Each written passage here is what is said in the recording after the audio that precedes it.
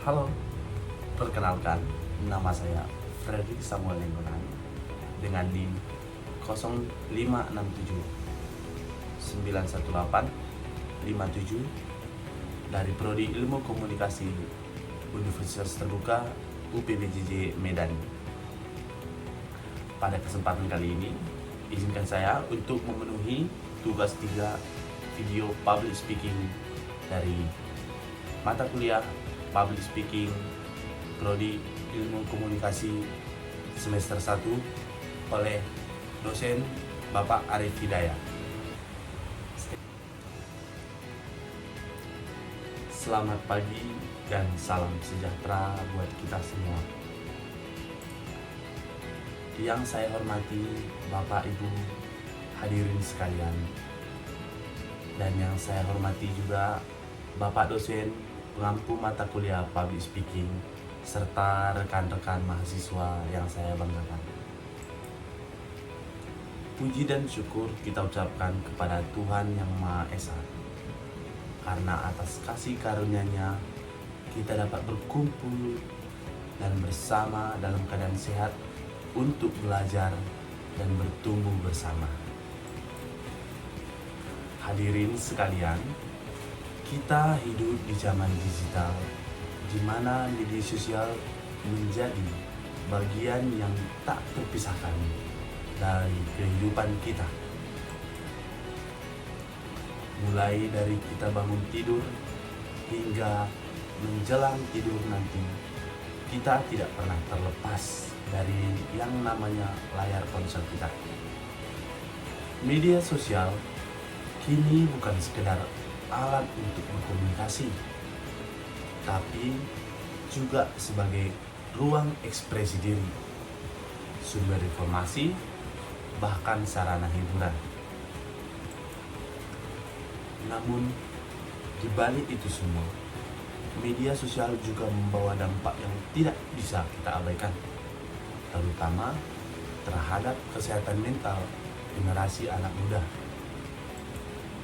Oleh karena itu, izinkan saya untuk memberikan sebuah pidato yang berjudul Dampak Media Sosial Terhadap Kesehatan Mental Generasi Muda, Tantangan dan Cara Mengelolanya.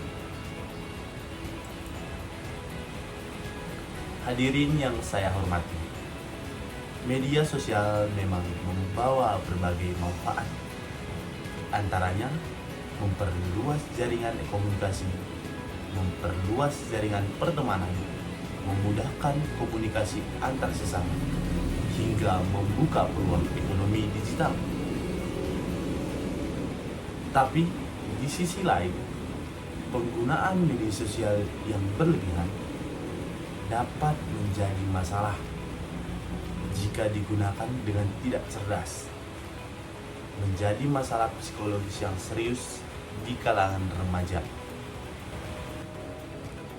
Sebuah studi dari Royal Society for Public Health di Inggris menemukan bahwa penggunaan media sosial secara berlebihan dapat meningkatkan risiko depresi dan kecemasan hingga 70% pada remaja.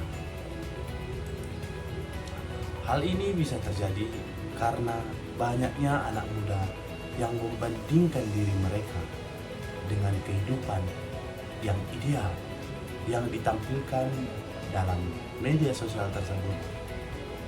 Padahal seringkali apa yang terlihat hanyalah sisi terbaik, bukan kenyataan sesungguhnya. Selain itu, Organisasi Kesehatan Dunia (WHO) juga melaporkan bahwa 50% remaja di dunia mengalami gangguan tidur akibat paparan dari layar sosial media sebelum tidur. Akibatnya, mereka mengalami penurunan konsentrasi, stres, dan gangguan pola pikir. Tidak hanya itu, data dari Pew Research Center menunjukkan bahwa 59% remaja pernah mengalami cyberbullying di media sosial. ini turut berkontribusi terhadap meningkatnya angka depresi, bahkan bunuh diri di kalangan anak muda dalam dekade terakhir. Hadirin yang saya cintai, kenyataan ini mungkin menunjukkan bahwa kita perlu menjadi pengguna media sosial yang bijak dan sadar. Sebagai generasi muda, kita tidak boleh diperbudak oleh teknologi, tetapi harus mampu mengendalikan teknologi untuk kebaikan. Lalu, bagaimana cara mengelolanya? Berikut beberapa langkah praktis yang dapat kita lakukan untuk mengelola supaya kita menjadi pengguna media sosial yang baik dan bijak. Yang pertama, batasi waktu layar. Sebagai pengguna yang bijak, kita harus tahu durasi kita menggunakan gawai dan bermedia sosial dalam sehari.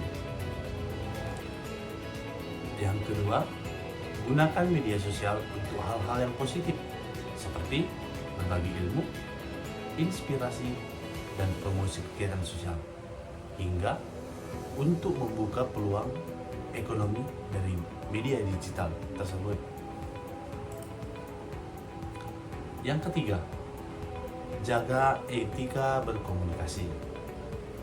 Hindari untuk menyebar hoax, ujaran kebencian, atau komentar yang merugikan orang lain.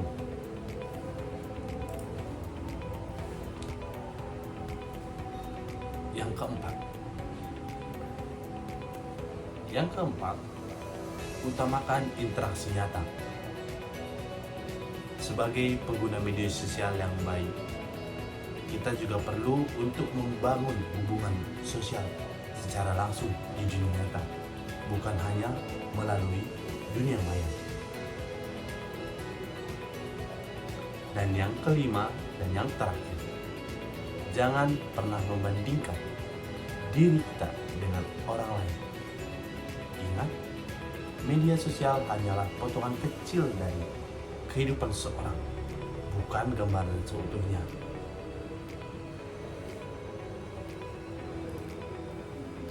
Sebagai mahasiswa ilmu komunikasi, kita memiliki tanggung jawab moral untuk menjadi agen perubahan dalam media.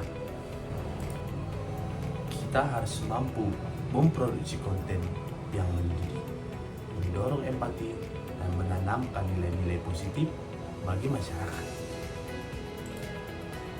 Dengan begitu, kita bukan hanya pengguna media sosial yang cerdas, tetapi membawa pengaruh baik bagi sesama.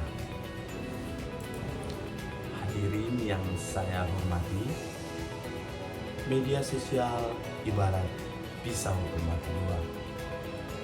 Ia dapat menjadi sarana membangun diri dan bangsa, tetapi juga dapat melukai bila digunakan tanpa kesadaran. Sebagai generasi muda Indonesia, mari kita gunakan media sosial dengan bijak. Jadikan teknologi sebagai alat memberdayakan, bukan mengendalikan. Mari kita rawat kesehatan mental, jaga interaksi sosial, dan tetap berpegang pada nilai-nilai moral karakter bangsa. Dengan begitu, kita tidak hanya menjadi pengguna media sosial yang cerdas, tetapi juga menjadi generasi yang kuat secara mental, beretika dalam berkomunikasi, dan berkarakter dalam kehidupan. Terima kasih atas perhatian dan kesempatan yang telah diberikan. Semoga Tuhan Yang Maha Esa senantiasa menuntun kita menjadi generasi yang bijak dan berintegritas. Akhir kata saya ucapkan terima kasih, selamat pagi, dan salam sejahtera buat kita semua.